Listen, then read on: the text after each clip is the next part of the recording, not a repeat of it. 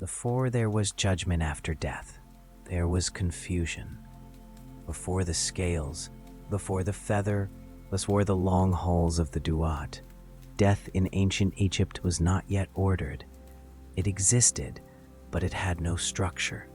It took lives, but it did not explain itself, and it did not promise continuation. This is where the story of Osiris truly begins, not as a god of the dead, but as a god of the living. In the earliest layers of Egyptian myth, Osiris ruled Egypt as a king among gods, not distant, not abstract. He walked the land, governed directly, and shaped the rhythm of existence itself. His reign was remembered as a golden age, a time before betrayal, before dismemberment, before the idea that death could be conquered through order. Egyptians did not imagine this age as perfect, but as balanced. Balance, Ma'at, was everything. Osiris embodied that balance. He was not a god of storms or war or sudden miracles. He was a god of continuity, of growth, of cycles that returned as expected. Under his rule, the Nile flooded when it should. Crops rose from the soil. Society followed law rather than force. This is crucial to understand. Osiris did not rule through fear. He ruled through predictability. The Egyptians believed he taught humanity how to live as a civilization rather than as scattered survivors.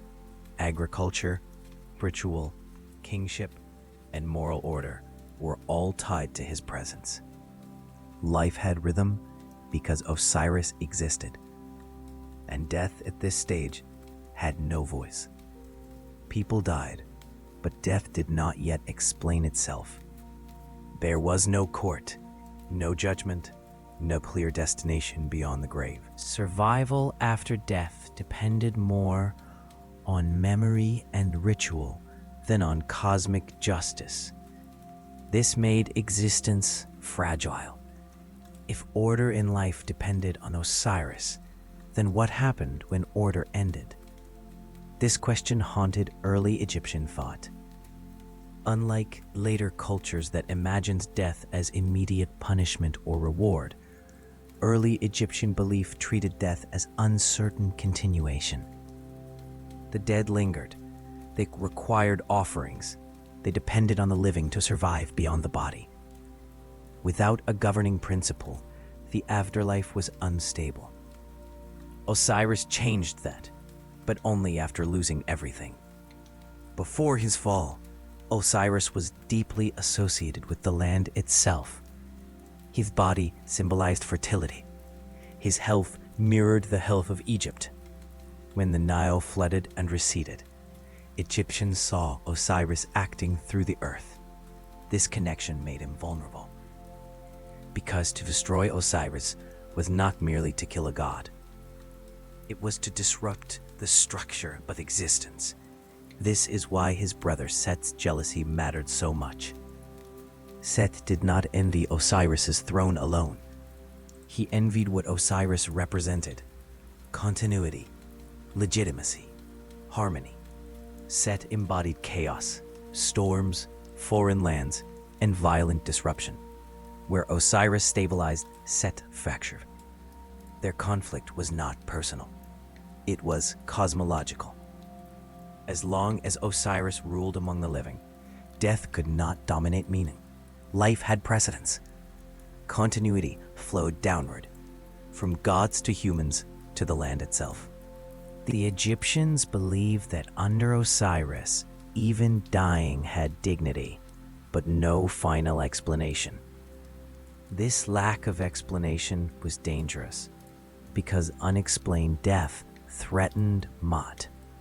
A system without an endpoint invites disorder. If the dead had no destination, then life had no closure. If existence did not resolve, then fear spread unchecked. Osiris's early reign solved life. It did not yet solve death. This is the tension that drives the entire myth. The Egyptians did not invent Osiris as a god of the dead from the beginning. He became that god through violence, loss, and transformation. His authority over the afterlife was earned, not assigned. And this matters deeply, because it means that death in Egyptian thought was not always ordered. Order had to be created through sacrifice, through suffering, through the restructuring of the cosmos itself. Before Osiris ruled the dead had no king. They had memory, they had tombs, they had offerings, but they had no judge. This made morality unstable beyond life. A good person and a cruel one faced the same uncertainty. Survival after death depended on wealth, family, and ritual knowledge more than justice. Osiris's fall would change that permanently. But before the betrayal, before the coffin, before the scattering of limbs across Egypt, Osiris represented the possibility that existence could be fair, even if it was temporary. This is why Egyptians mourned his death, not just as a tragedy, but as a cosmic emergency. Without Osiris alive, order collapsed. Without Osiris transformed, death remained meaningless. The myth remembers his living reign to explain why his afterlife authority mattered. He did not judge souls because he was distant. He judged them because he once ruled life itself. He knew what balance looked like. He had enforced it on earth. And when he was removed from the living world, balance demanded he reappear elsewhere. Not in heaven, not in rebirth among the living, but in the space where chaos was greatest. Death. This is the foundation of the Osiris myth. Not resurrection as victory, but reassignment as necessity. Osiris did not escape death. He reorganized it. And until that reorganization occurred, the world remained unfinished. Osiris was never meant to remain only a king. Even when he ruled among gods and humans, the Egyptians understood him as something older than any throne. His authority did not come from conquest or inheritance. It came from alignment with forces that existed before history: growth, decay, renewal, and continuity. Osiris was not merely divine, he was structural. The Egyptians imagined the cosmos as a living system held together by rhythm. Day followed night, flood followed drought, birth followed death.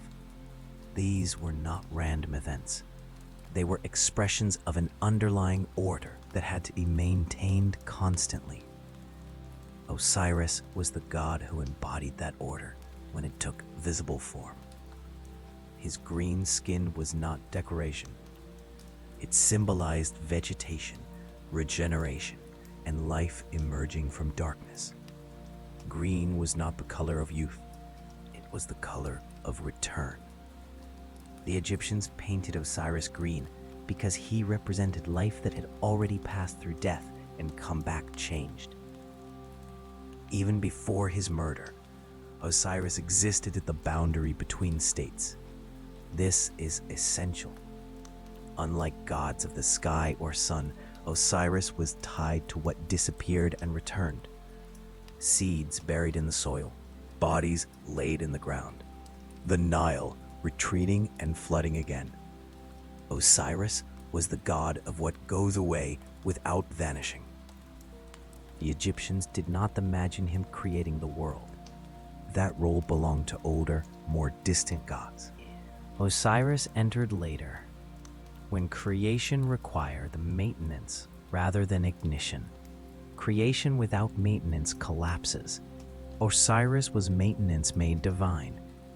He governed not through command, but through presence.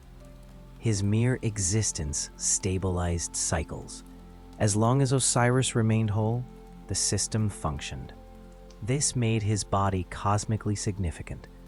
His body was not just flesh, it was pattern. This is why his death shattered more than a family. When Osiris was killed, the Egyptians believed the world itself fractured, not symbolically, literally. Floods became uncertain, crops became vulnerable, morality became unstable. Because the god who embodied continuity had been interrupted. The Egyptians believed gods were not immune to consequence. Divine death was not impossible, it was catastrophic. When a god tied to order fell, order itself entered crisis. This elevated Osiris beyond kingship. He was no longer just ruler of Egypt. He was guarantor of recurrence. This divine function explains why Osiris did not simply resurrect and resume rule among the living. Restoration would not solve the deeper problem. The system required a permanent solution to death itself. Osiris's role had to evolve. Before his transformation, Osiris was already associated with sacred kingship. Egyptian pharaohs were not gods in life, but they were aligned with Osiris symbolically. To rule meant to imitate his stability. To die meant to risk losing it. This made Osiris both model and warning. To live in harmony with Ma'at was to live as Osiris lived, measured, restrained, aligned. To disrupt Ma'at was to invite the chaos Set represented. Set was not evil in a simple sense. He was necessary chaos, storms, deserts, violence, unpredictability. But chaos without containment devours structure. Osiris contained chaos by absorbing it into cycle. Set shattered cycle by breaking continuity. Their conflict was not moral, it was ontological. The Egyptians believed the universe required both, but never in equal measure. Chaos had to be restrained. Osiris was that restraint. This is why his dismemberment mattered so deeply. When Set cut Osiris into pieces and scattered them across Egypt, it symbolized the fragmentation of order. The body of the god was no longer whole, so the pattern was no longer whole. Each fragment represented a disruption in continuity. The myth insists on this physicality because Egyptian theology was not abstract. Ideas existed in bodies. Order existed in form. When form was broken, function failed. Osiris's divinity was inseparable from his physical integrity. This is why Isis's task, reassembling the body, was not simply an act of love. It was an act of cosmic repair. To gather Osiris was to gather order itself. But even reassembled, Osiris could not return unchanged. A god who had passed through death could not rule life the same way again. This is the crucial theological pivot. Osiris became something other than what he was been. He did not lose divinity, he deepened it. By dying, Osiris acquired authority over what no living god could rule directly, the boundary itself. Life belonged to the sun gods. Storms belonged to chaos gods. But death required someone who had been inside it and endured. Osiris became divine because he survived disintegration, not by avoiding it, but by integrating it. This made him uniquely suited to judge the dead later. He did not judge from purity, he judged from experience. He knew what it meant to lose form, to be broken, to be reassembled incorrectly or incompletely. He was not a distant arbiter, he was a precedent. The Egyptians believed that every soul followed Osiris's pattern. Death was fragmentation, burial was gathering, judgment was reassembly into a stable form fit for eternity. Osiris was the template. This is why mummification mattered so deeply. It was not preservation for nostalgia. It was imitation of Osiris's restoration. The body had to be made whole so the soul could stabilize. A fragmented body produced a fragmented afterlife. Osiris's myth taught Egyptians that wholeness was sacred, not perfection, but integrity. To remain whole was to remain aligned. This belief permeated everything. Morality became alignment rather than obedience. Sin was not offense, it was imbalance. Judgment did not ask, "Were you good?" It asked, "Were you coherent?" Osiris ruled coherence. His divinity was therefore not fiery or violent. It was patient, enduring, and heavy with inevitability. He did not need to assert authority. Everything already pointed toward him. By the time Osiris assumed his role beyond life, he was no longer just a god among others. He had become the axis around which death rotated, not because he conquered it, but because he organized it. The Egyptians did not worship Osiris out of terror. They venerated him out of necessity. Without Osiris, death had no map. With him, death became navigable. This is why his myth survived thousands of years, not because it was dramatic, but because it solved the problem every human culture faces. What happens when life ends? Osiris answered, "It does not end. It changes jurisdiction, and he would rule there, eternally whole, eternally present, eternally watching the balance he once enforced among the living." Before the murder, before the coffin, before the scattering of the body, there was a disturbance. Not an argument, not a rivalry, a cosmic imbalance. The Egyptians did not describe Set's jealousy as a feeling. They described it as a force. Set was not born to be a villain. He was born to be a boundary.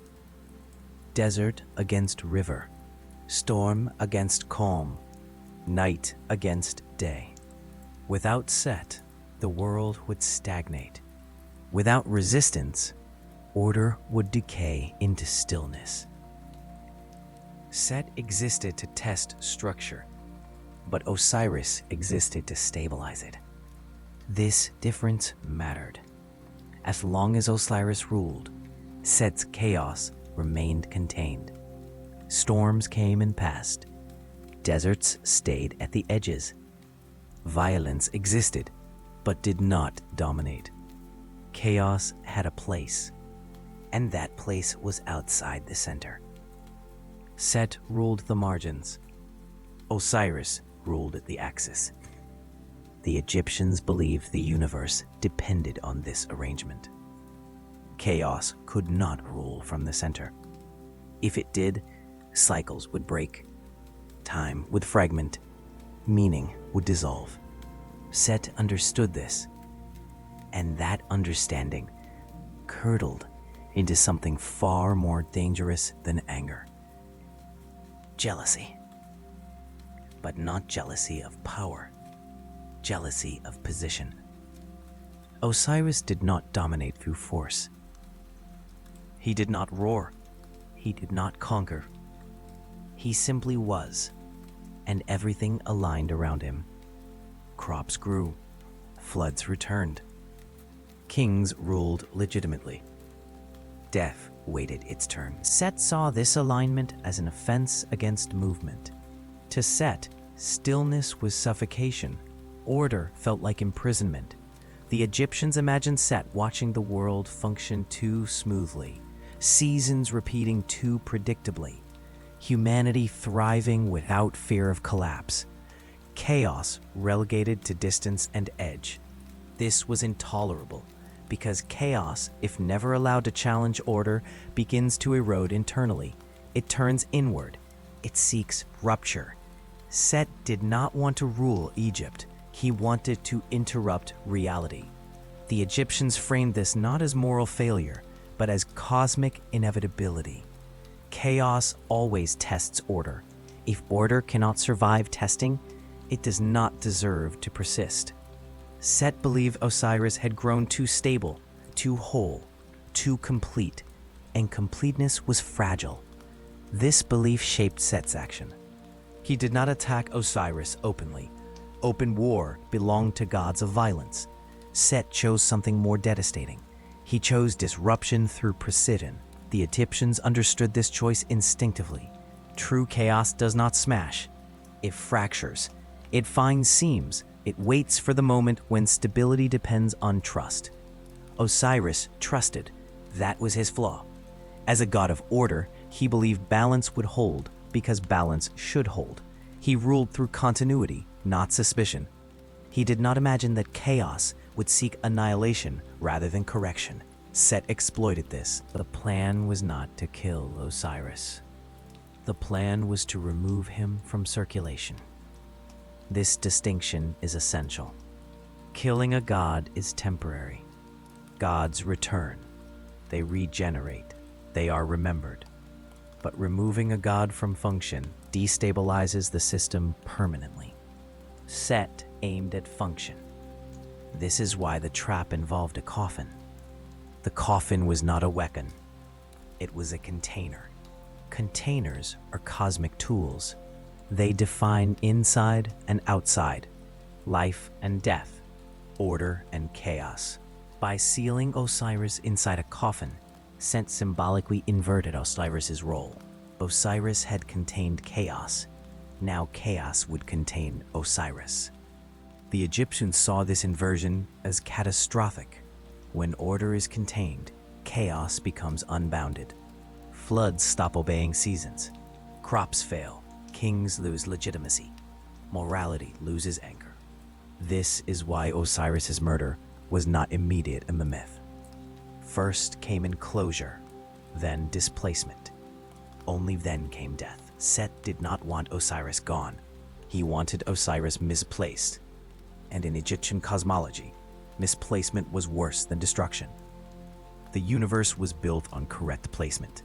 Gods belonged to realms. Forces belonged to functions. When something was out of place, reality strained. Set's jealousy was therefore not emotional instability. It was metaphysical rebellion. He rejected the idea that balance should persist indefinitely. He believed that chaos deserved periodic dominance, not as ruler, but as disruptor. The Egyptians feared this belief deeply because it suggested that order was not guaranteed, that even divine systems required constant defense, that Ma'at could be shattered if vigilance failed. Set's action proved this fear justified. When Osiris was sealed and removed, the universe did not immediately collapse. That was the most terrifying part. At first, everything seemed intact. This is how chaos works. It does not announce itself. It waits. The Nile still flowed. The sun still rose. People still lived. But something fundamental had shifted. The axis was no longer occupied. The center was empty, and emptiness attracts distortion. The Egyptians believed that without Osiris actively embodying continuity, death began to spread without structure. The dead no longer knew where to go. Rituals lost effectiveness. The afterlife blurred. This was the first moment when death became dangerous. Not because it increased, but because it lost order. Set did not immediately claim victory. He watched. Chaos enjoys observation. He scattered Osiris's body not out of cruelty, but out of strategy. Fragmentation ensured Osiris could not resume function even if discovered. A god of wholeness cannot operate while divided. Each fragment placed in a different region disrupted local balance. Egypt itself became a map of cosmic damage. This was not random violence. It was distributed destabilization. Set's jealousy thus reshaped the cosmos. not by overthrowing Osiris publicly, but by dismantling the principle that one force could anchor reality. The Egyptians understood this as a warning. Order is vulnerable not to strength, but to neglect. As long as Osiris was trusted without defense, chaos could move undetected. Set did not replace Osiris. He left a vacuum. Vacuum is the domain of chaos. This is why Isis's response mattered so profoundly. She did not seek revenge first. She sought restoration. Restoration was the only counter to fragmentation. But restoration would never return the world to what it had been. The fracture was permanent. Once chaos proves it can disrupt order, order must evolve or collapse. Osiris would not return as king of the living. He would return as something heavier, something immovable. Set's jealousy forced transformation. And in Egyptian thought, transformation always has a cost. Chaos does not win forever, but it ensures nothing remains the same. This is Set's true legacy, not destruction, but irreversibility. After Set acted, the universe could never again pretend that order was automatic. Death required governance. Morality required judgment. The afterlife required architecture. Osiris would provide all of that, but only because Set shattered him first. The Egyptians did not erase Set from their pantheon. They feared him. They respected him, because without chaos, order would rot. But without order, chaos would consume everything. The tension between Osiris and Set did not end with murder. It became eternal. And the world, from that moment on, lived inside that tension.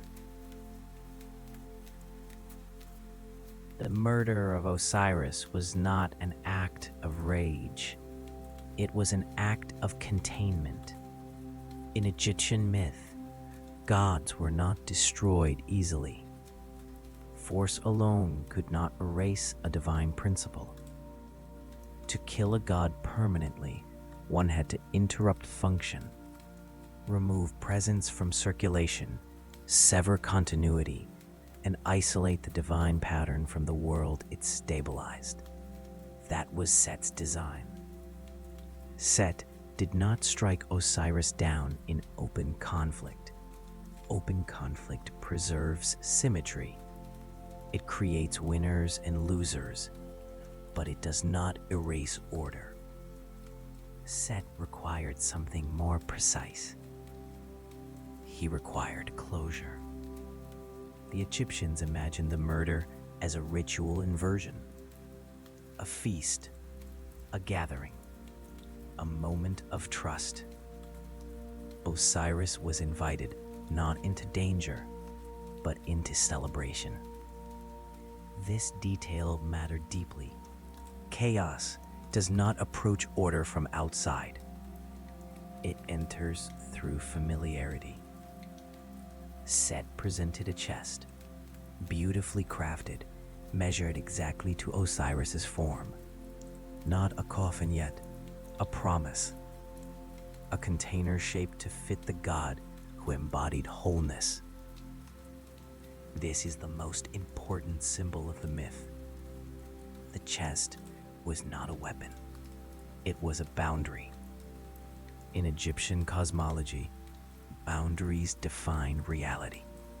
The horizon separates sky and earth. The river separates fertile land from desert. The tomb separates life from death. The coffin separates presence from absence. By building a chest to Osiris's exact dimensions, Set demonstrated intimate knowledge of the god's form. Chaos had studied order carefully. The trap did not rely on force, it relied on completion. When Osiris lay within the chest, the boundary closed, the lid sealed. The moment order entered enclosure, chaos asserted dominance, not by destruction, but by exclusion. The Egyptians believed that the instant the chest closed, Osiris's function ceased. Not gradually, immediately. The Nile did not stop flowing at once. The sun did not fall. But the principle that governed return and renewal was no longer active in the living world. The god of continuity had been removed from continuity. This was death in the Egyptian sense, not cessation of being, but removal from circulation. Set cast the chest into the Nile, and this act was not disposal. It was displacement. Water in Egyptian myth was primordial, dangerous, and powerful. It was the source of life, but also the medium of loss. By sending Osiris into the river, Set returned him to pre-creation chaos. This was not symbolic drowning, it was cosmological regression. Osiris, who had embodied ordered cycles, was now suspended in unbounded flow.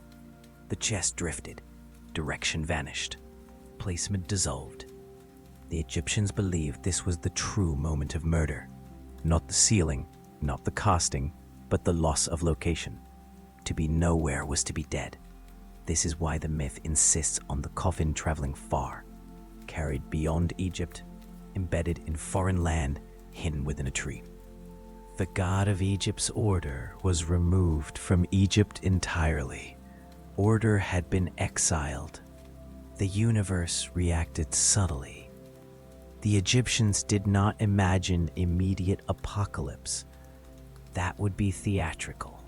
Instead, they imagined delay. Systems continued briefly because momentum remained. But without Osiris present, maintenance failed. Rituals lost clarity. Death became unstable. The dead no longer knew their path. Offerings lost certainty. This is how cosmic death manifests, not as explosion, but as confusion. Osiris was not screaming in the coffin. He was absent. And absence was the most dangerous state a god could enter. In Egyptian thought, a god's power derived from active participation in the world.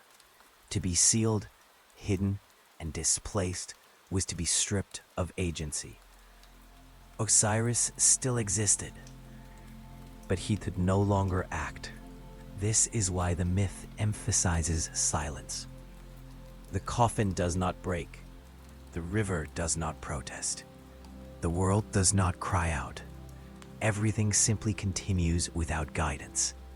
Set did not claim the throne immediately because he did not need to. Chaos thrives in the absence of anger. With Osiris removed, disorder would emerge naturally. This reveals Set's understanding of cosmic mechanics. He did not want to rule. He wanted no one to rule. A vacuum was enough.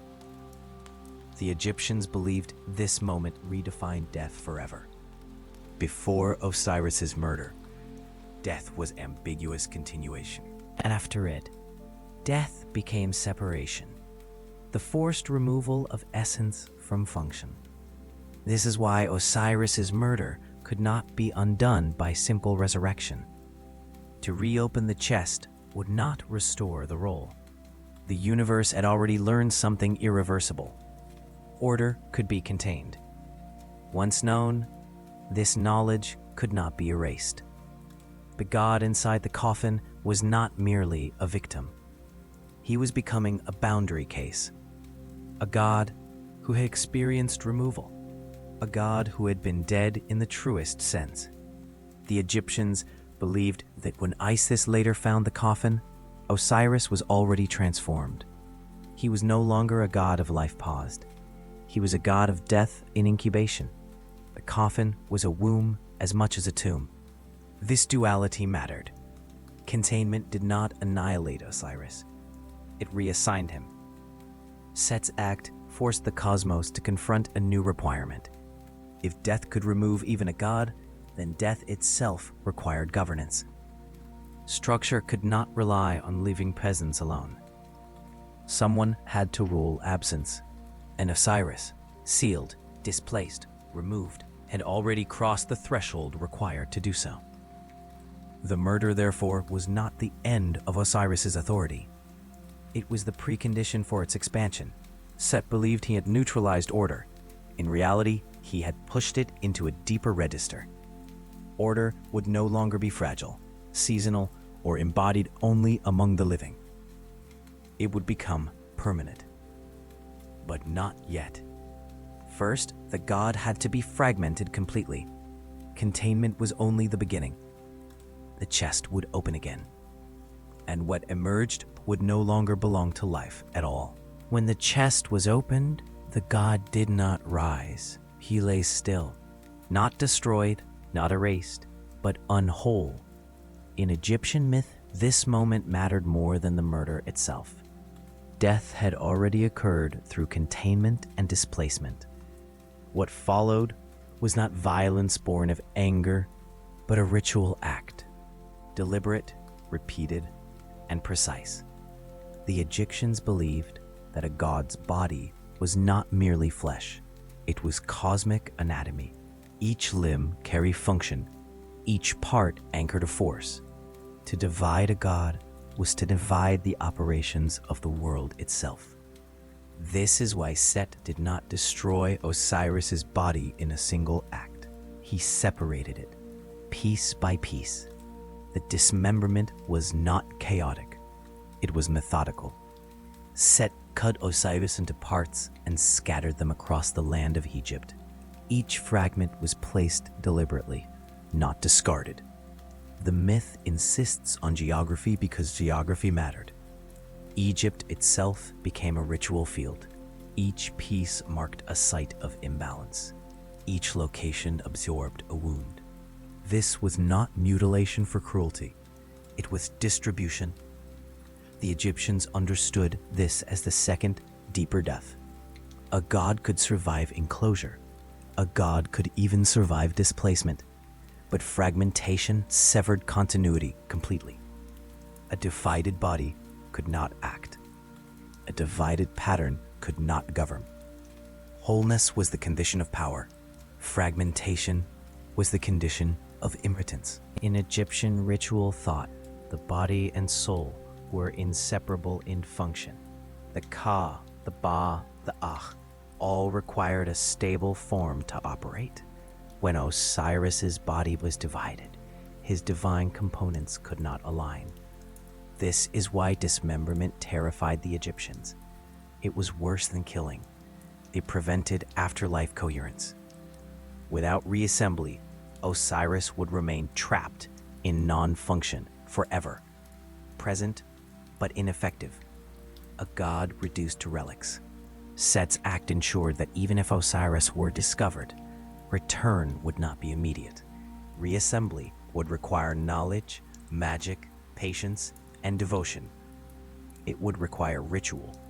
This is where Isis enters the myth, not as a mourner alone, but as a priestess of restoration. Isis did not rage, she searched. Search itself was ritual. The Egyptians believed that recovery was not random. Isis moved through Egypt as a living liturgy, identifying, collecting, and consecrating each fragment. Her journey mirrored funerary rites performed for humans, but elevated to cosmic scale. Each piece she found was wrapped, anointed, named. Naming was essential. A body part without a name was inert. Naming restored identity.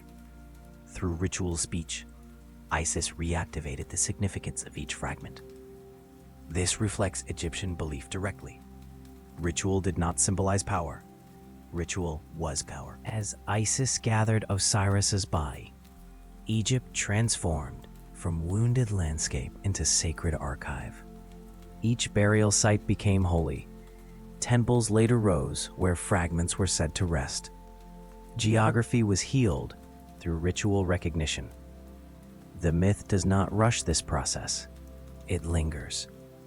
Because ritual takes time, the Egyptians believed that time spent in ritual was not delay, it was activation. Every wrapping, Every chant, every careful placement restored a degree of coherence. But restoration had limits. One part could not be recovered. The phallus of Osiris was lost to the Nile, devoured by fish.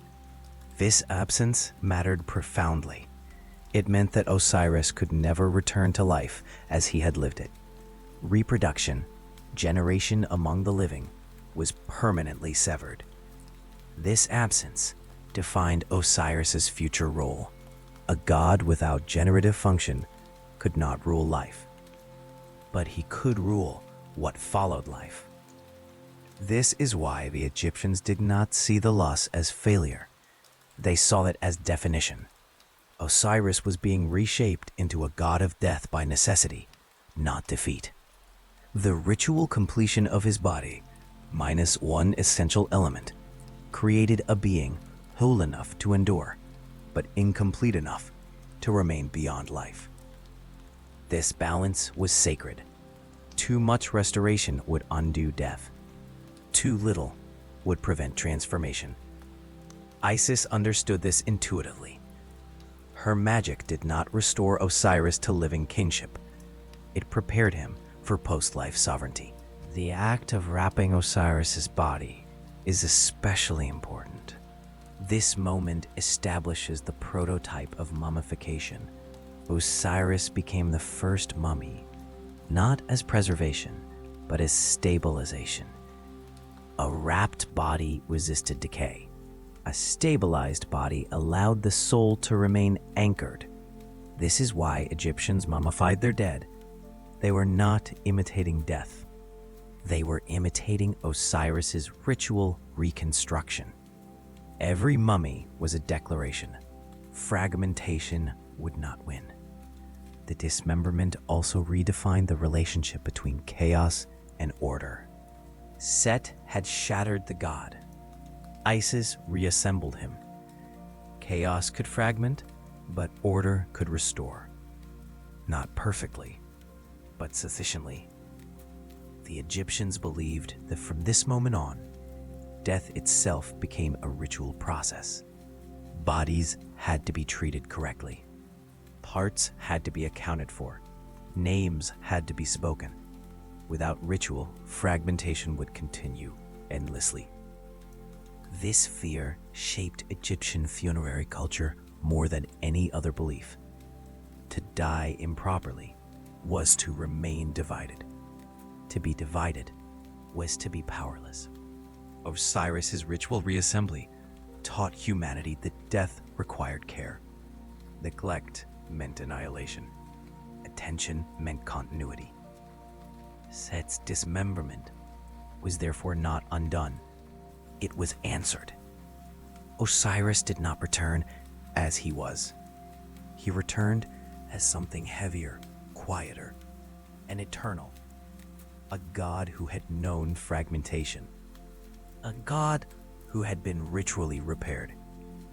A god whose body had become a map of survival through ceremony.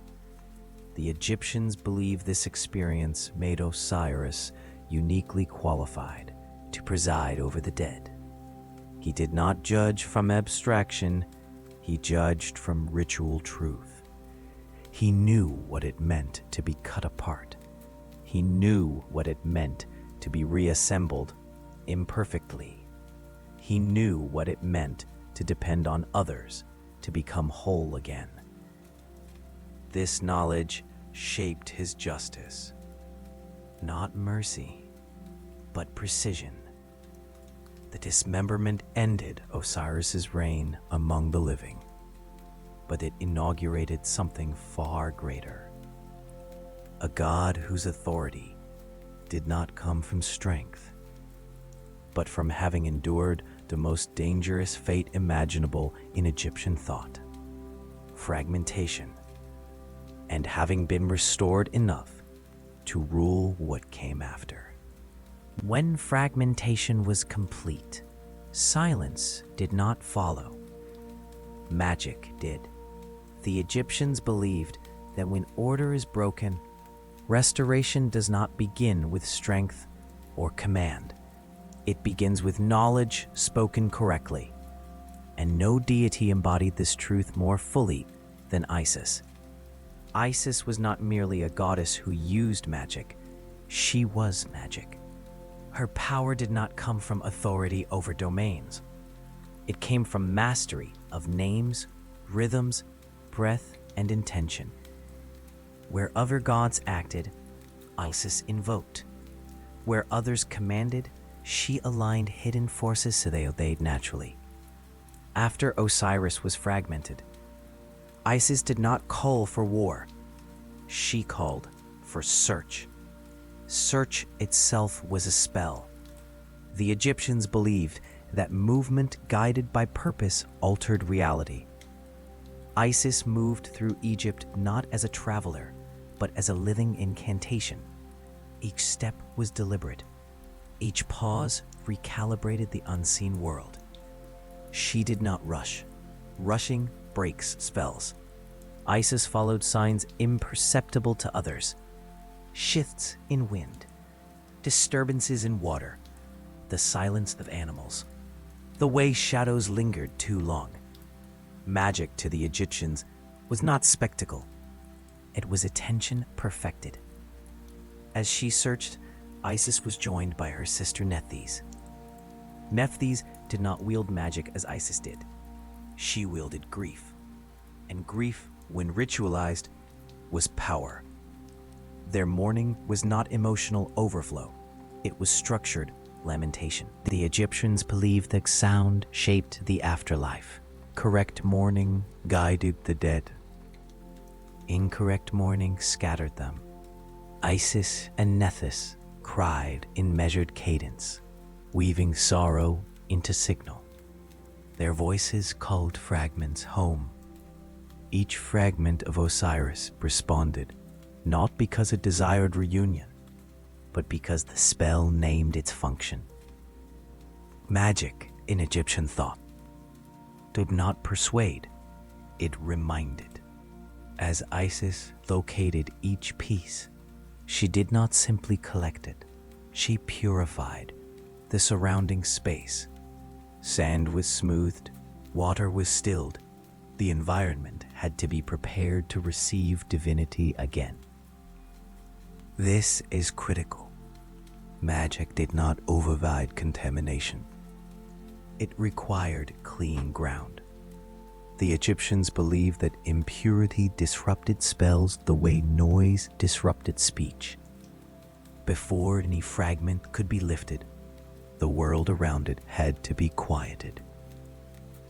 Isis spoke names, ancient names, older than temples, older than dynasties. Names that described what a thing was, not what it appeared to be. To know a true name was to command alignment. This is why Isis was feared even by gods. She knew what they were called before they were called anything else. As fragments were gathered, Isis performed acts that later became funerary rites.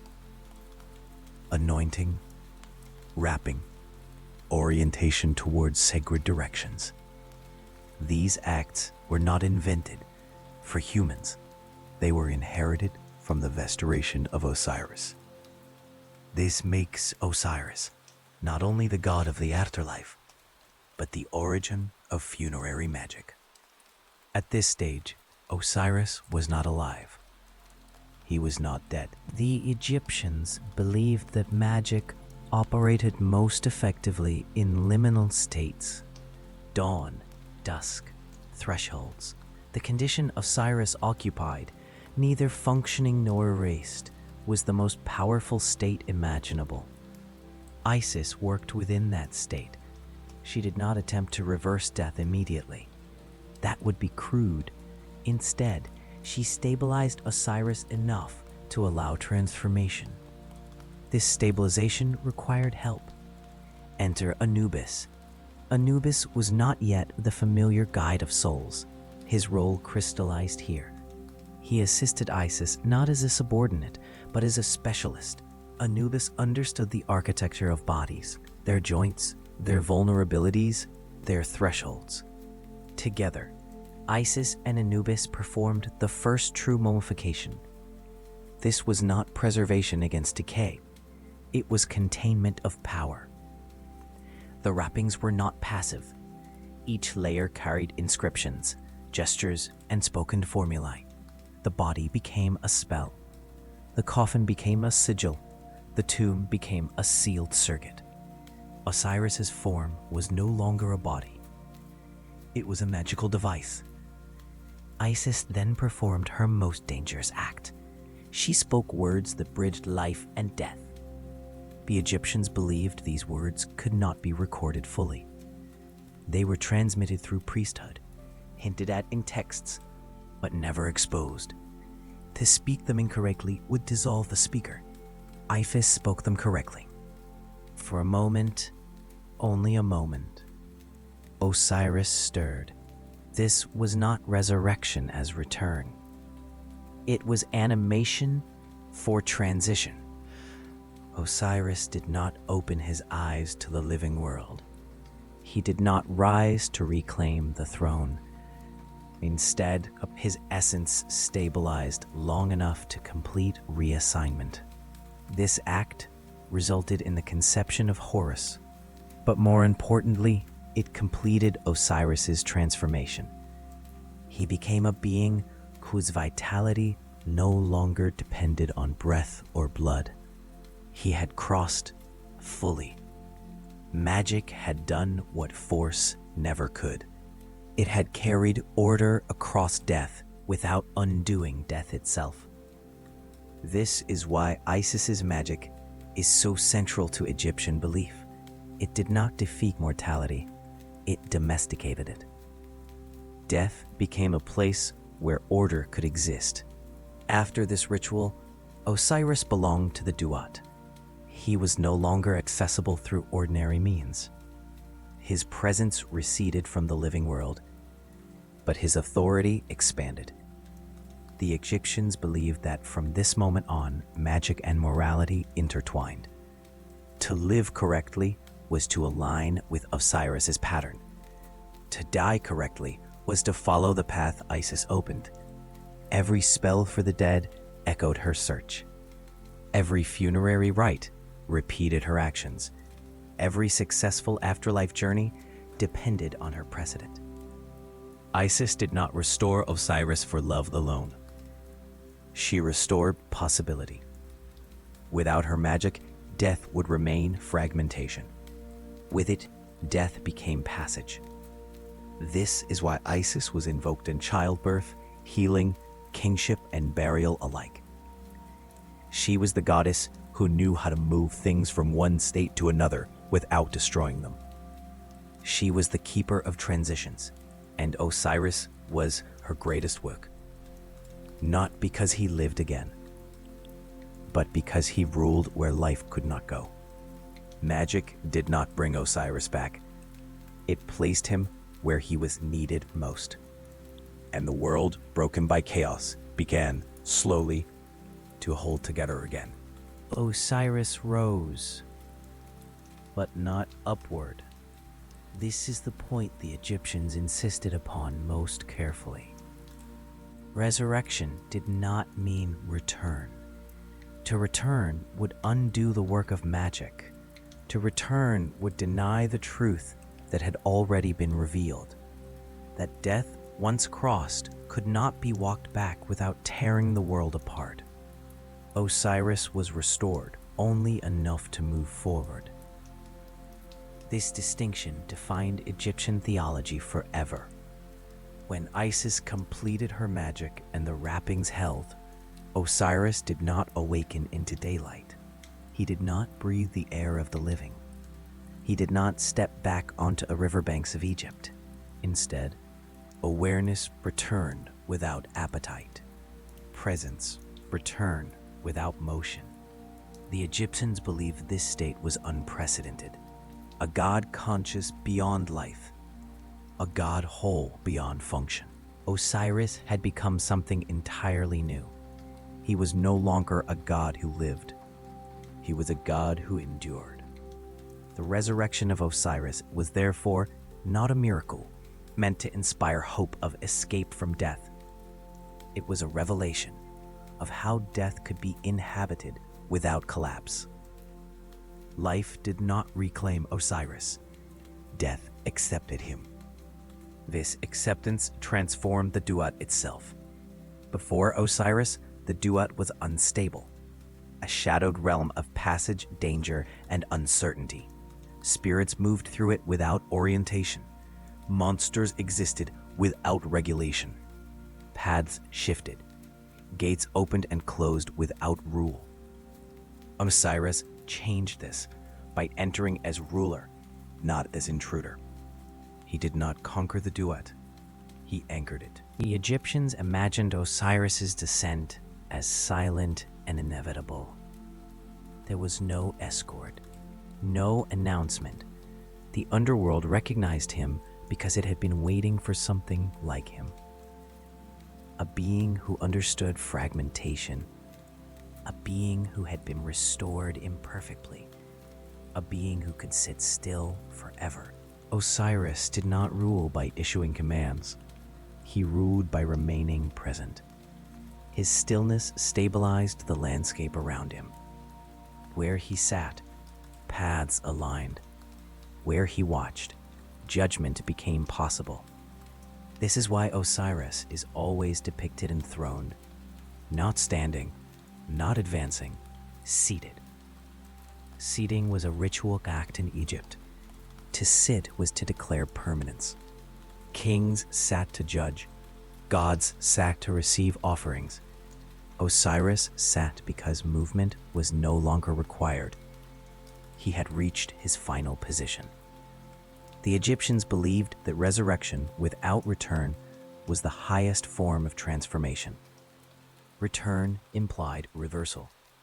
Transformation implied adaptation. Osiris adapted to death. This adaptation made him sovereign. He did not bring life into the underworld. He brought order. From this moment forward, the Duat was no longer a chaotic space to be survived. It became a domain to be navigated. Gates gained names. Paths gained guardians. Trials gained sequence. Osiris did not create these structures from nothing. They crystallized around him. Order forms around stability. The Egyptians believed that when Osiris took his place, the dead finally had a destination. Not a vague continuation, not a wandering existence dependent on offerings. A court, a center, a point of orientation. This is why Osiris did not return to avenge himself. Revenge belonged to the living. Osiris belonged beyond. His role was not to punish Set directly, but to ensure that chaos could no longer rule death. Chaos could still exist, but not without supervision. This was a deeper victory. The Egyptians understood this intuitively.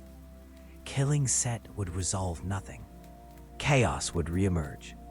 But installing Osiris as ruler of the dead ensured that even destruction had limits. Death itself would now answer to structure.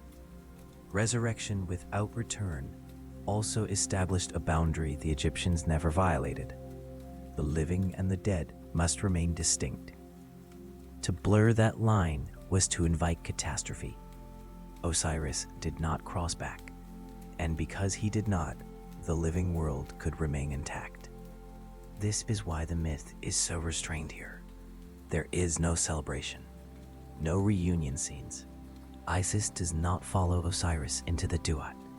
She lets him go. Letting go was the final act of magic. Holding on would have trapped him between states. Release allowed completion. The Egyptians believed that once Osiris assumed his throne, his body no longer decayed. Time could not act on him. He existed outside seasonal change, even though he governed cycles. This paradox made him perfect for judgment. A judge must not change. A judge must not hunger. A judge must not desire. Osiris desired nothing. He had already lost everything. This loss made him impartial. The duat responded accordingly. Paths stabilized. The night journey of the sun became possible.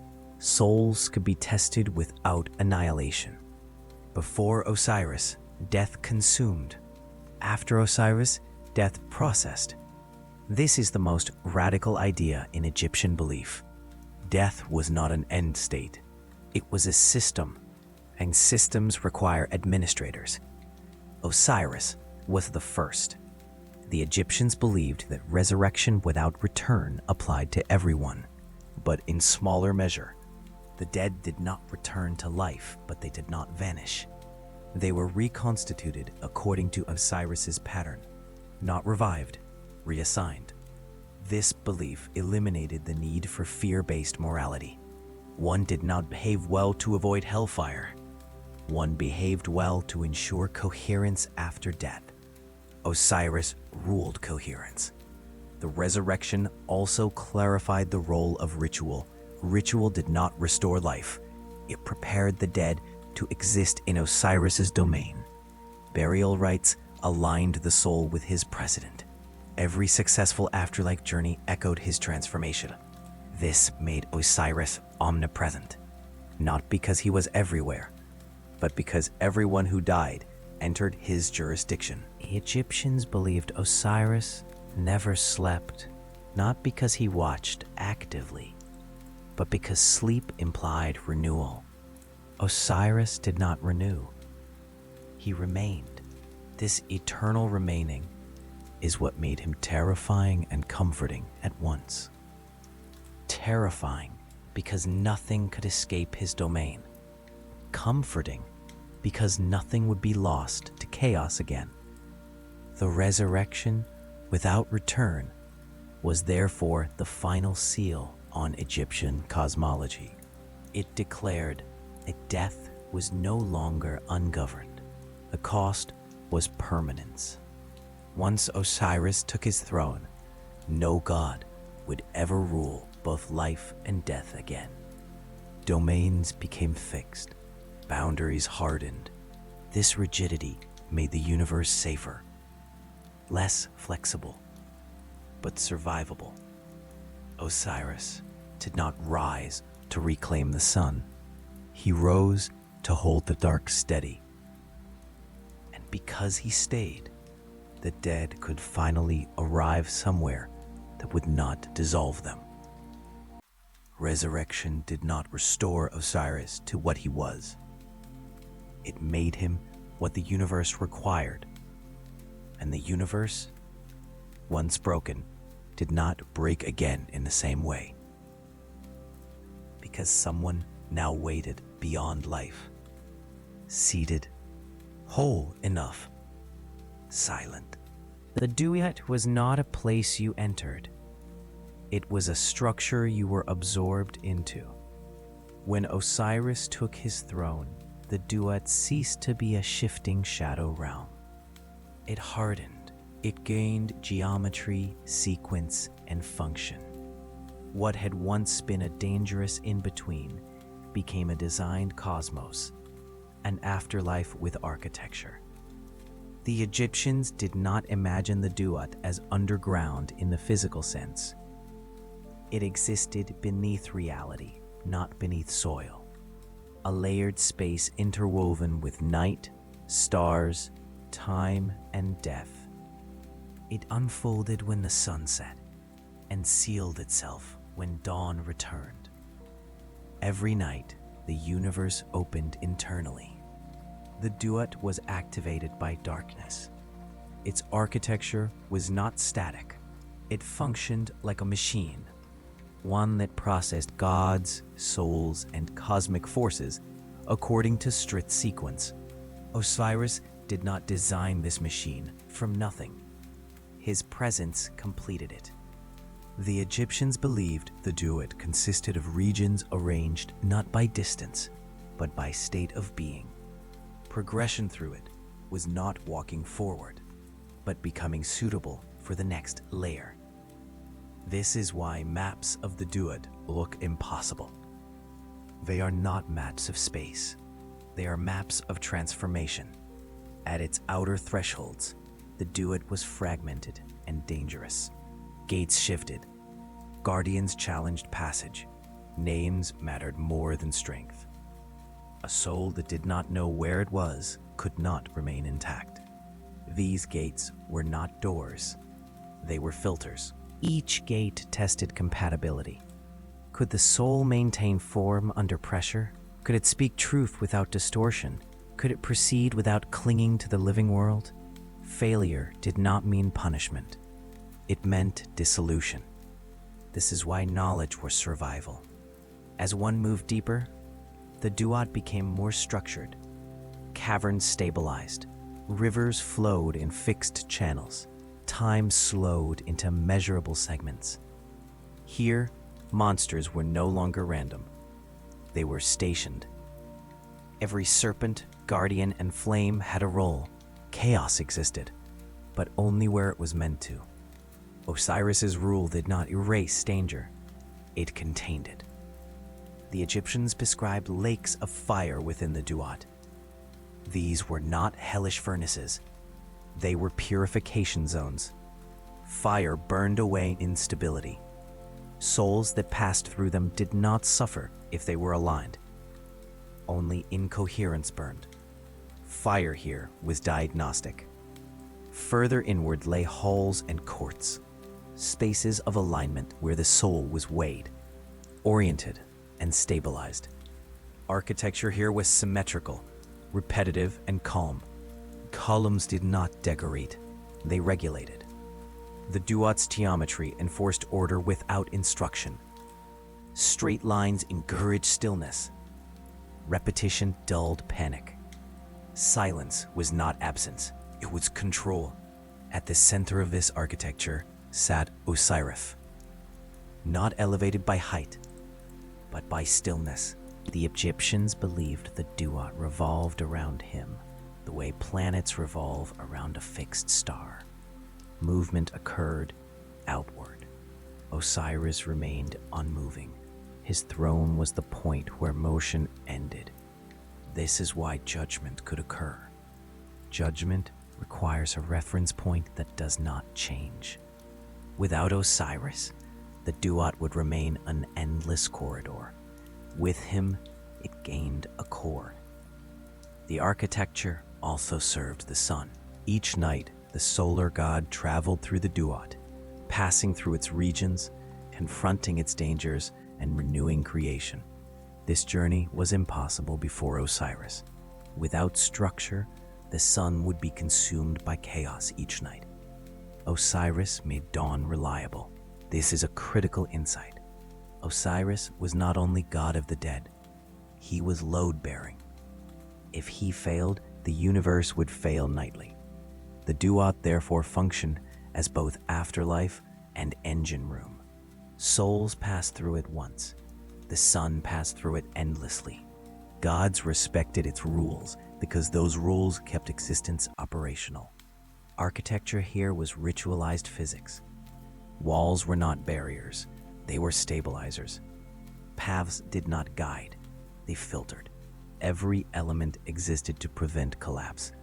This is why the Egyptians filled tombs with diagrams of the duat. These were not art, they were technical manuals, instructions for navigation, schematics of survival.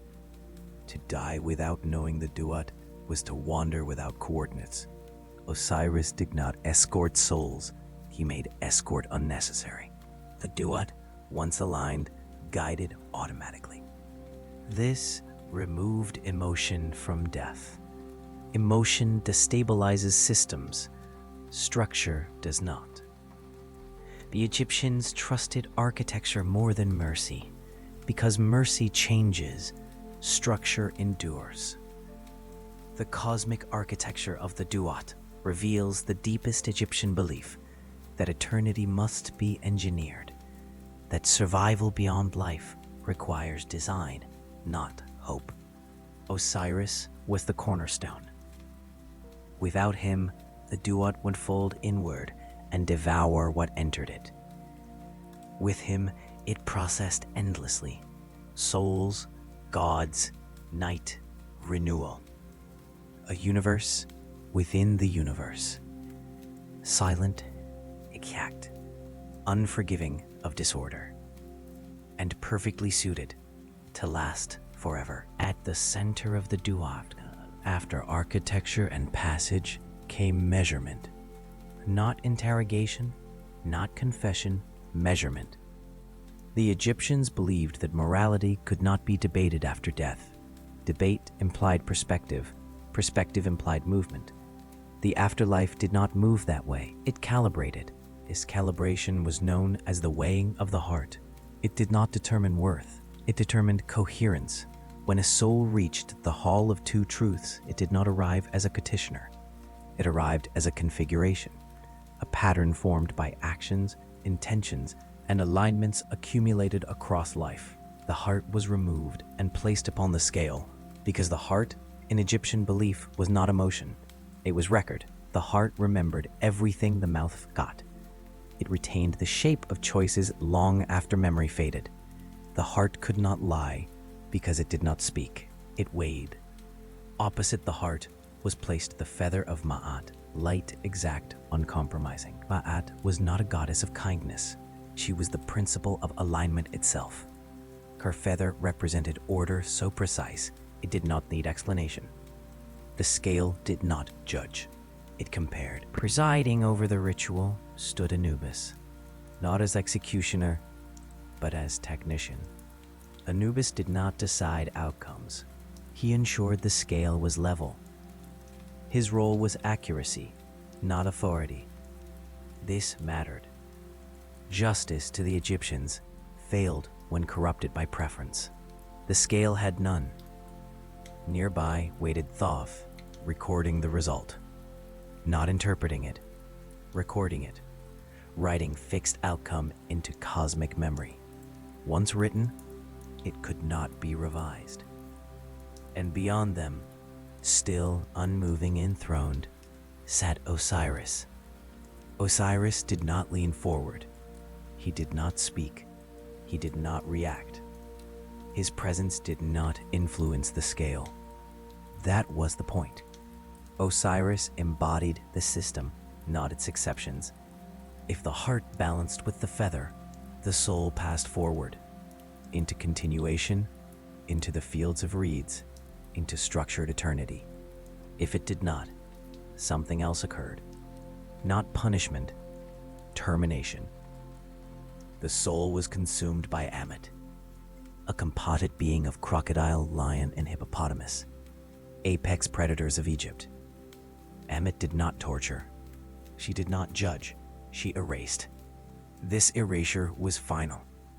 The Egyptians did not imagine endless suffering for failure. They imagined non-continuation. To fail the weighing was not to be sent somewhere worse. It was to be unmade. This is what made the ritual terrifying. Not pain, but finality. The weighing of the heart reveals the stark difference between Egyptian and later moral systems. There was no eternal hell for sinners. There was no redemption after death.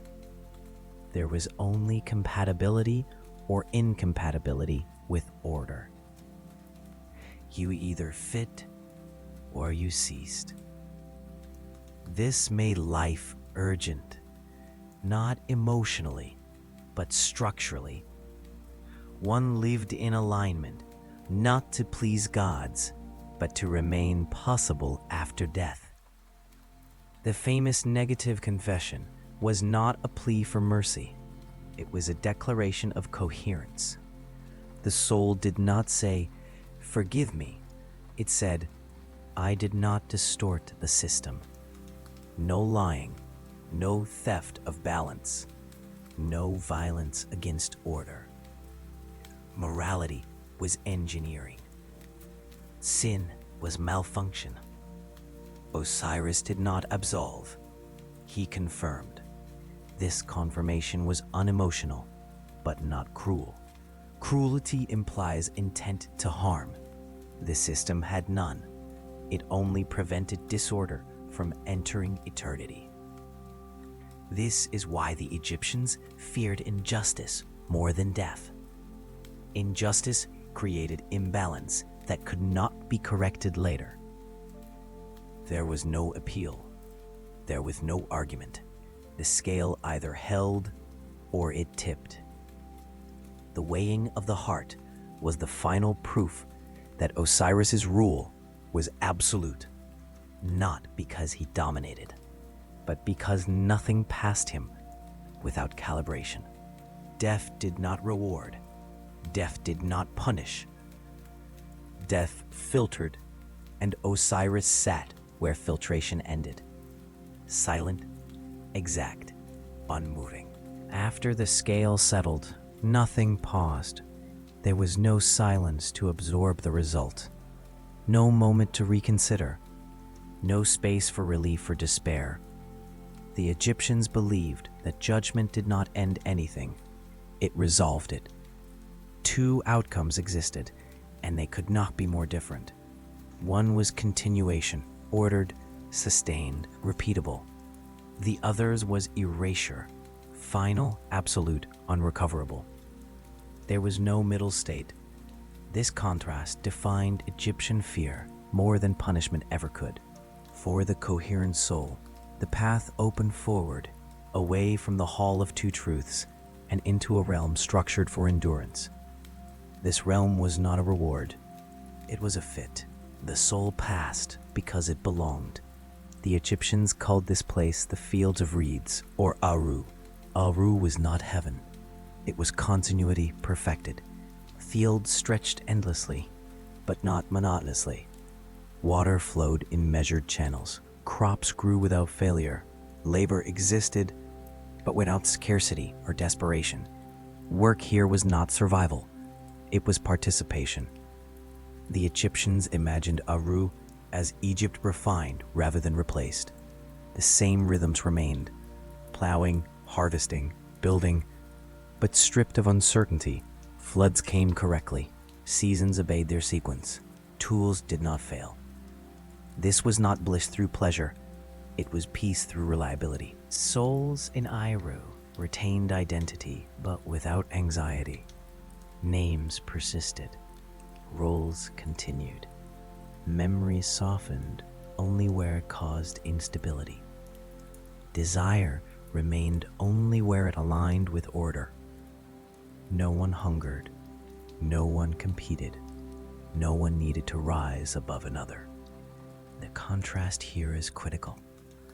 Aru did not eliminate effort. It eliminated risk. The Egyptians did not dream of eternal leisure. Leisure implied stagnation. They dreamed of eternal function. To exist was to contribute without fear of collapse. Osiris presided over this realm not as benefactor, but as guarantor. His presence ensured that nothing could decay into chaos. Aru endured because Osiris endured. For the coherent soul, eternity was not endless time. It was endless fit. But on the other side of the scale waited something entirely different. Not punishment, not suffering, unmaking. Those whose hearts failed the weighing did not journey onward. They did not enter a darker field or a lower realm. They were delivered immediately to Amit. Amit was not a demon of torment. She was a function. Her form, crocodile, lion, hippopotamus, combined Egypt's most feared predators. But fear was not her purpose. She did not stalk. She did not hunt. She waited. Waiting was enough. When the heart tipped too heavy, Amit did not judge it. She consumed it, and consumption here did not mean pain.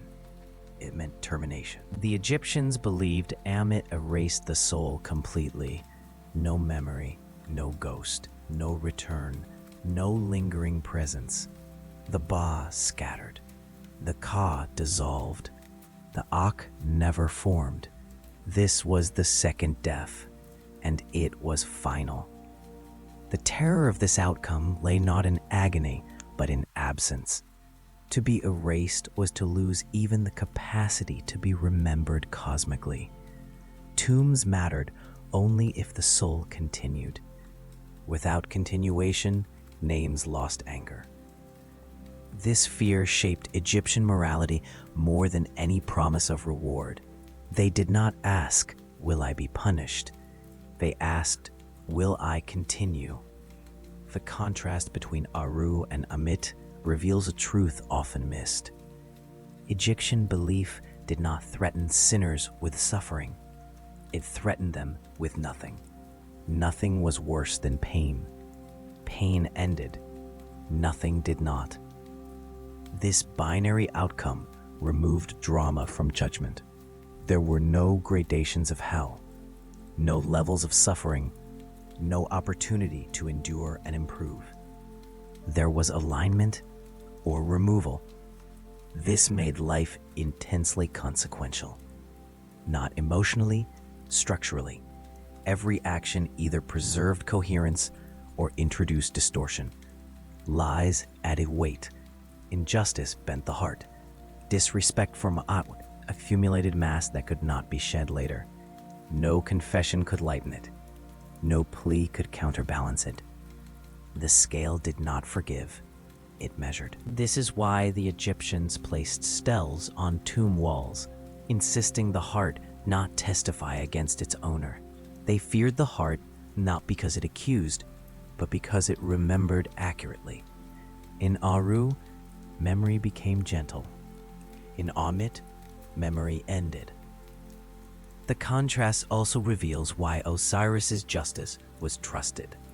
He did not condemn souls to suffering. He prevented unstable souls from contaminating eternity. Eternity, to the Egyptians, had to be protected. A corrupt soul allowed to persist would introduce chaos into the afterlife itself.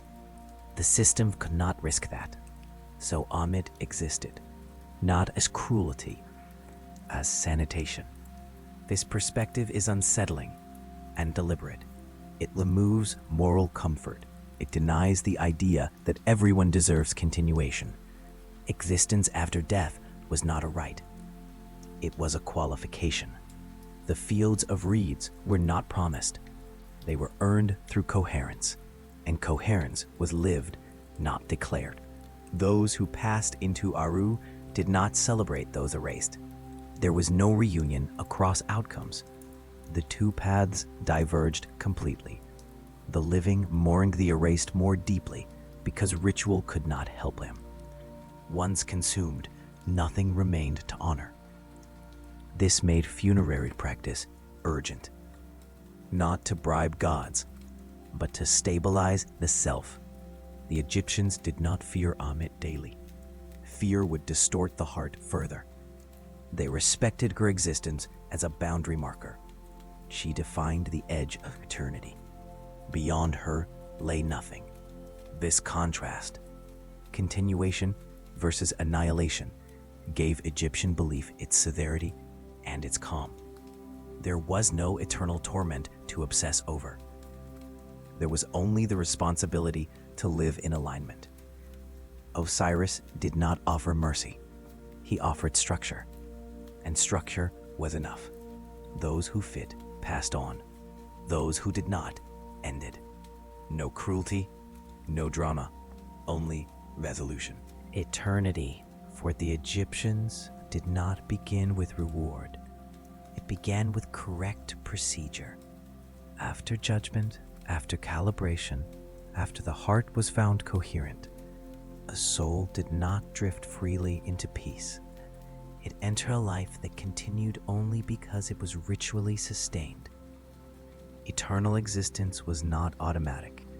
It was maintained through alignment, repetition, and exact performance. This is the meaning of eternal life in Egyptian belief. Not endless pleasure, endless practice. The successful soul entered the fields of reeds, Aru, but arrival alone was not enough. Aru was not a place that carried you. You had to carry yourself correctly within it. Here, the soul resumed ritualized activity: farming, building, offering, recitation. These acts were not echoes of earthly labor. They were structural reinforcements. Each action reaffirmed alignment with Mat. Each repetition stabilized the cosmos. This is why the Egyptians placed tools in tombs, not as comforts, as instruments. A hoe was not nostalgia. It was authorization to participate in cosmic maintenance. To work in Aru was to help keep eternity functioning. The Egyptians believed that the afterlife required labor because the universe itself required labor. Order did not sustain itself by intention alone. It required continuous ritual input. The dead were not passive residents. Offerings mattered for the same reason. Food placed in tombs did not feed bodies. It activated circuits of exchange. The living offered sustenance, the dead returned stability. This reciprocity kept the boundary between worlds intact. Break the ritual, and decay followed. The soul's body, preserved through mummification, served as an anchor. The Ka required offerings. The Ba required recognition. The Ak required successful integration through ritual speech. None of these occurred without precision.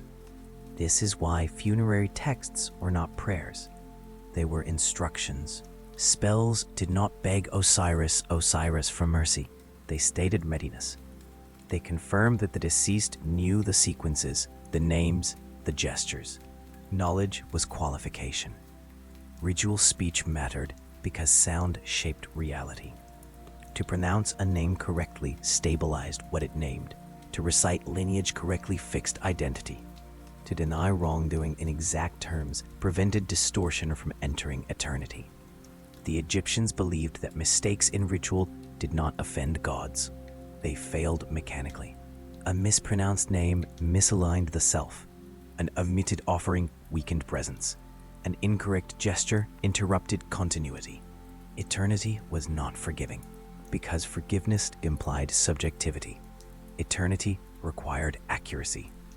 Within Aru, ritual created calm because it eliminated uncertainty.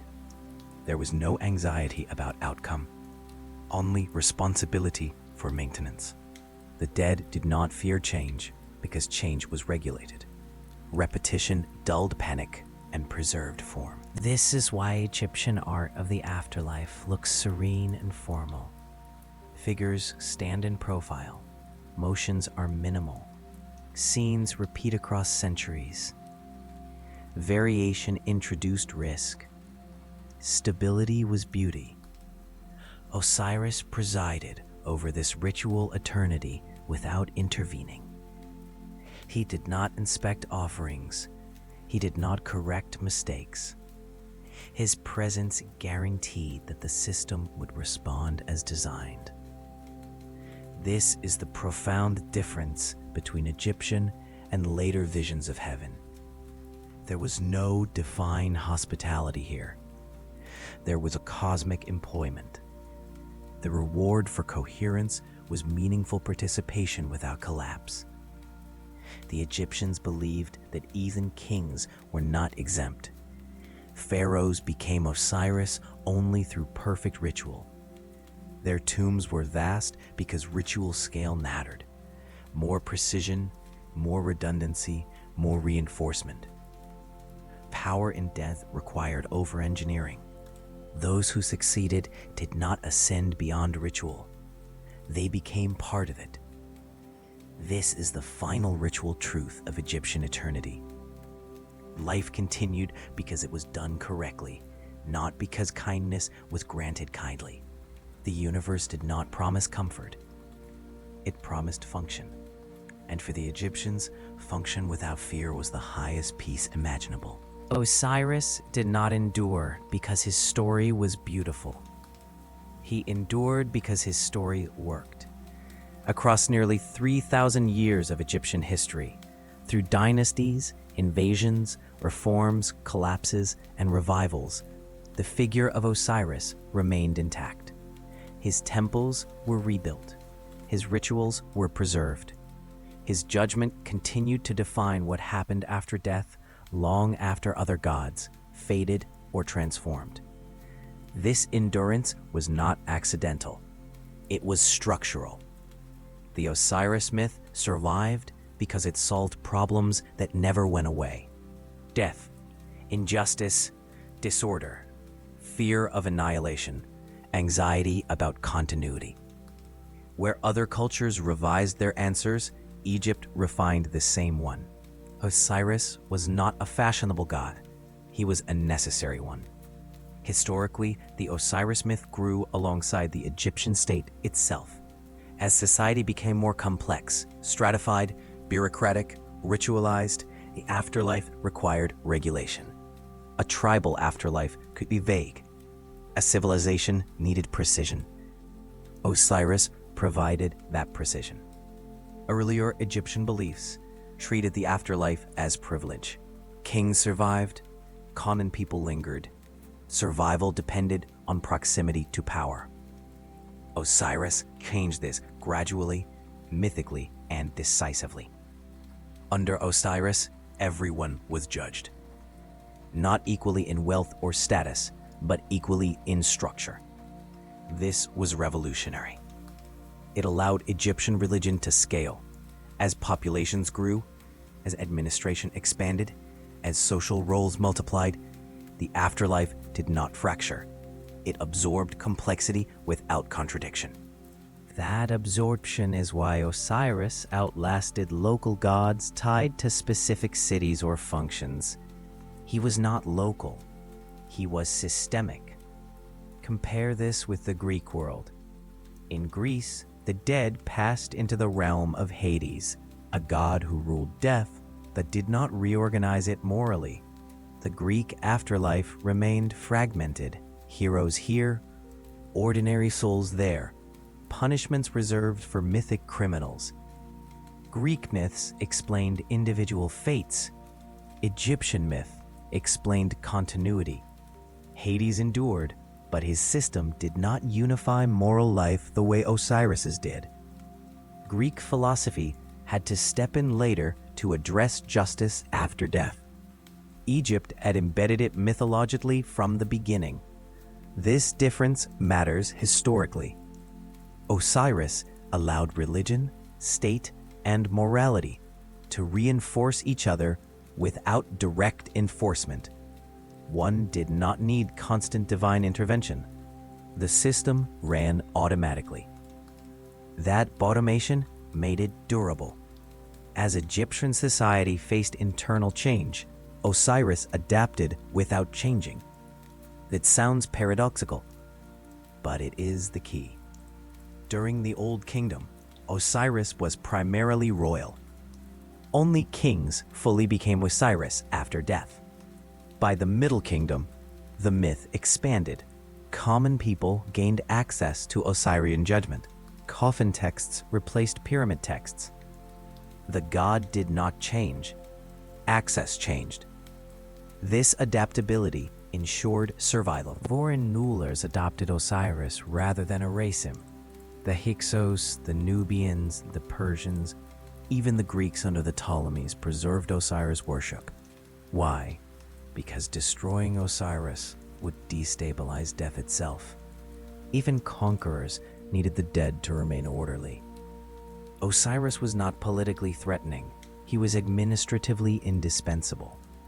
This is why Osiris' cult centered on Abydos, a place associated with burial, pilgrimage, and repetition. Pilgrimage was not about spectacle, it was about reaffirmation. People returned to Abydos to reassert that death still worked the same way. Stability creates loyalty. Historically, Osiris also absorbed other gods rather than compete with them. Anubis became technician rather than ruler. Thoth became recorder rather than judge. Horus became living kingship, Osiris the dead kingship. This division of labor prevented theological conflict. Osiris did not need to dominate the pantheon. He anchored it. Even when foreign philosophies entered Egypt, Greek rationalism, Roman administration, Osiris persisted. Writers identified him with Dionysus, with Pluto, with cosmic fertility gods. These identifications didn't weaken him. They translated him. A god who can be translated survives. Osiris's myth also endured because it resisted emotional extremes. There was no eternal torture to provoke rejection, no arbitrary salvation to provoke cynicism. This system was harsh, but fair. Historically, harsh fairness is more stable than generous chaos. People accepted Osiris because he did not promise comfort. He promised consistency. That consistency outlived temples, even as Christian theology eventually displaced Egyptian religion. Osiris left residue, judgment scenes, weighing imagery, moral accounting. These ideas migrated because they had already been culturally proven. Osiris did not vanish. He dissolved into successors. This is the final mark of mythic endurance. A story that cannot be erased, but only reinterpreted, has achieved structural immortality. Osiris's endurance teaches us something uncomfortable. Religions survive not because they inspire hope, but because they manage fear effectively. Osiris did not remove fear of death. He organized it. And organization is contagious. Civilizations crave systems that outlast individuals. Osiris offered one that governed the most destabilizing event of all, death, without needing constant revision. That is why he endured, not as character, not as symbol, but as infrastructure. For the Egyptians, Osiris did not rule alone. Every pharaoh ruled through him. This is one of the most important and most misunderstood dimensions of Egyptian belief. Osiris was not merely the god awaiting the dead. He was the template through which kingship itself survived death. Without Osiris, political power would end at the grave. With him, power transformed. The Egyptians believed that a pharaoh did not become divine by ruling well. He became divine by dying correctly. In life, the pharaoh was associated with Horus, the living god, the falcon who saw across the land, who acted, commanded, and maintained order among the living. But this role was temporary. Horus ruled only while breath remained. Death changed jurisdiction. At death, the pharaoh ceased to be Horus and became Osiris. This transformation was not metaphorical. It was ritual law. The Egyptians believed that if a king died without becoming Osiris, the chain of order would snap. The living king would lose legitimacy. The dead king would wander. The land itself would become unstable. This is why royal funerary ritual was obsessive in its precision. The burial of a pharaoh was not a private ceremony. It was a state emergency. Every gesture ensured continuity. Every chant reinforced succession. Every object placed in the tomb served a political function beyond symbolism. The goal was singular. The king must become Osiris fully and irrevocably. This process began immediately at death. The body was purified, anointed, and wrapped, not merely to preserve flesh, but to replicate the Osirian prototype. The pharaoh's body became Osiris's body. The myth was reenacted physically. Mummification was not about memory. It was about transfer of authority. The wrapped king was no longer an individual ruler. He was a component of cosmic order. His personal failures dissolved. His political role stabilized. The Egyptians did not believe kings were judged leniently. They believed kings were judged structurally. A king who ruled against Maat endangered the system, but death did not remove that danger automatically. Only proper ritual conversion into Osiris neutralized political disruption. This belief made kingship survivable across generations. Without Osiris, each death would reset legitimacy. With Osiris, death became a bridge, not a rupture. The king passed into Osiris's domain and continued ruling, not the living, but the conditions that made life possible. This is why deceased pharaohs were not remembered as gone. They were remembered as present elsewhere. Tombs were not monuments. They were interfaces. Offerings placed in royal tombs were not acts of nostalgia. They were acts of maintenance. Feeding the dead king sustained the order he now enforced invisibly. The living king ruled by daylight. The dead king ruled by night. Together they held the world in balance. This dual kingship, Horus above, Osiris below, created unprecedented political stability. Rebellion against the living king was rebellion against Horus. Disruption of funerary rites was rebellion against Osiris. The state was reinforced from both sides of death. This is why Osiris was indispensable to Egyptian politics. He absorbed failure. A living king could make mistakes. Floods could fail. Wars could be lost. But as long as the king died correctly and became Osiris, the cosmic account could be balanced. This is not cynicism. It is system design. The Egyptians did not need perfect rulers. They needed rulers who could be integrated after death. Osiris made that possible. Royal texts make this explicit. Pyramid texts describe the king rising to join Osiris, sitting beside him, becoming indistinguishable from him. The king does not plead. He asserts identity. I am Osiris. This declaration was not arrogance, it was procedure. Once spoken correctly, the king ceased to be an individual case.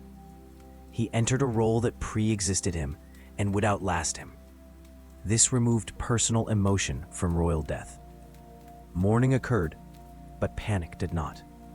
The system had room for grief without destabilization. Even failed dynasties relied on Osiris. When power shifted violently, new rulers did not erase Osiris's cult, they intensified it. Legitimacy flowed through Osiris regardless of lineage. Conquest did not cancel ritual continuity.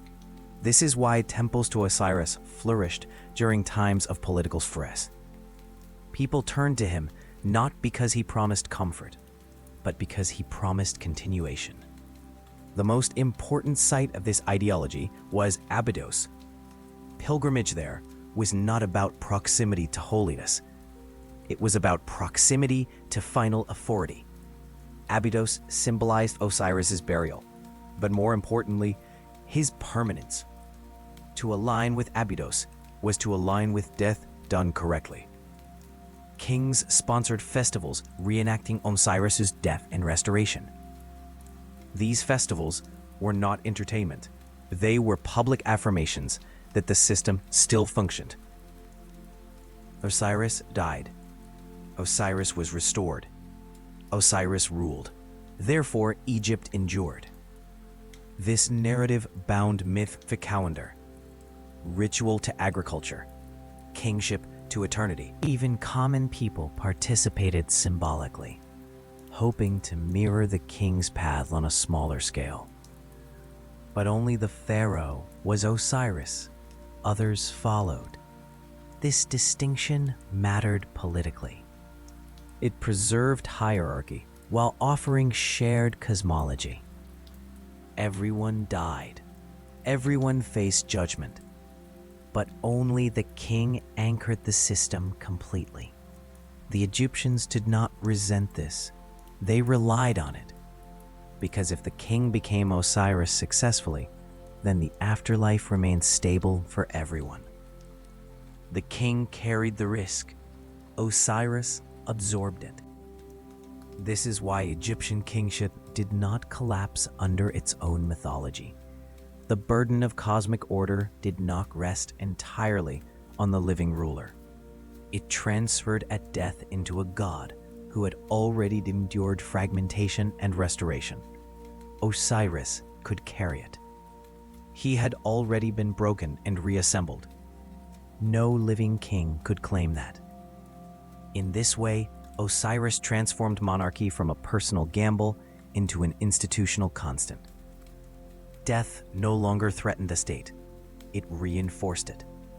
This is the final political genius of the Osiris myth. It made mortality governable. And in a civilization built to last forever, that was everything. In the end, Osiris did not rule death because he defeated it. He ruled because he completed it. This is where the Egyptian vision closes its circle. Not with hope, not with terror, but with placement. Everything that began in chaos arrives finally where it belongs. Nothing escapes the system. Nothing remains unresolved. Death, once wild and uncertain, becomes ordered stillness. Osiris sits. That image, repeated across temples, papyri, tomb walls, matters more than any mythic event. Osiris enthroned is not a scene of triumph. It is a declaration that movement has ended where it should. The Egyptians believed the universe could only endure if every force had a final position. Life moved, chaos tested, magic restored, judgment calibrated, and death held. Osiris holds it. This holding is not domination. It is containment without violence. Osiris does not crush souls. He does not pursue them. He receives what arrives and stabilizes it. This is why Osiris is never shown acting. Action belonged to life. Stillness belonged to eternity. The cycle begins with birth and ends with placement. Everything between is temporary. The Egyptians accepted this with clarity unmatched by most ancient cultures. They did not promise salvation from death. They promised integration into order. This is why Osiris was not loved emotionally in the way other gods were. He was trusted. Trust is deeper than affection. Love wavers, trust endures. Osiris did not answer prayers for mercy. He answered the need for structure. By the time a soul stood before him, nothing remained to argue. The scale had spoken. The architecture had filtered. The rituals had prepared. Osiris did not decide. He confirmed. This confirmation sealed the soul's fate into eternity, not as reward or punishment, but as resolution. For the Egyptians, resolution was sacred. An unresolved soul was dangerous. An unresolved god was catastrophic. Osiris ensured neither existed. This is why the myth never truly ends. Osiris does not ascend. He does not depart. He does not dissolve into abstraction. He remains seated forever, because eternity requires a fixed center. Remove that center, and chaos returns. The Egyptians understood this instinctively. Their entire civilization was built around resisting collapse, not by denial, but by design. Temples were aligned to stars, calendars mirrored cosmic cycles, rituals repeated endlessly. Repetition was not stagnation. It was reinforcement. Osiris embodied reinforcement. Each night, as the sun entered the Duat, Osiris remained. Each dawn depended on his endurance. Each burial reenacted his restoration. Each judgment echoed his precedent. Nothing new needed to be invented. The system worked. This is why Egyptian religion lasted as long as it did. It did not chase novelty. It refined continuity. Even when political power shifted, even when foreign gods entered, Osiris stayed. He was not competitive. He was foundational. Eventually, Egypt fell, temples crumbled, languages vanished, rituals faded. But the logic of Osiris did not disappear. It migrated. Judgment scenes reappeared in new religions. Moral accounting survived. The idea that death requires structure endured. Osiris became invisible, but not obsolete. This is the final lesson of the myth. Gods who promise escape fade. Gods who promise order remain. Osiris never claimed to save humanity from death. He offered something far more difficult and far more enduring, a way for death to make sense. The Egyptians did not ask for eternity without effort. They asked for eternity without chaos. And Osiris gave them that. So the cycle closes where it must. Not in fire, not in silence, but in a hall that never changes. A scale that never tips unfairly. A throne that never moves. Osiris sits, the dead arrive. The system continues. Nothing is rushed. Nothing is emotional. Nothing is wasted. This is death as the Egyptians understood it. Not as horror, but as final placement within order. And once placed, nothing needs to be feared again. If this journey through Osiris, the Duat, and the Egyptian afterlife helped you see death not as an ending, but as a structure, then subscribe to the channel and like the video to continue exploring ancient myths where meaning outlives fear. The cycle is complete.